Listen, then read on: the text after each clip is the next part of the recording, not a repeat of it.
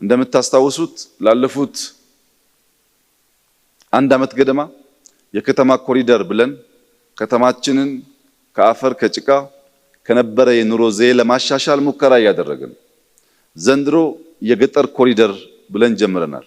የገጠር ኮሪደር ማለት የእያንዳንዱን አርሶ አደር ቤት አኗኗር ዘዬ መቀየር ማለት ነው። ቡና የሚሸጥ አርሶ አደር ከጓሮ እንሰት ካለ፣ ከጓሮ ሽንኩርት ቃሪያ ካለ፣ ከጓሮ ዶሮ ካለ፣ ሁለት ሶስት የሚታለቡ ላሞች ካሉ ሀብታም ነው። ይህ ሀብታም ግን ለሀብታም የተገባ ኑሮ እንዲኖር መንገድ ዳር ቤቱን እንዳያድር ከመንገድ ገባ ብሎ ቤቱን እንዲሰራ፣ በቆርቆሮ አጥሩን እንዳያጥር። በቆርቆሮ አጥር ማጠር የሀብት ምልክት ሳይሆን ያለማወቅ ምልክት ነው።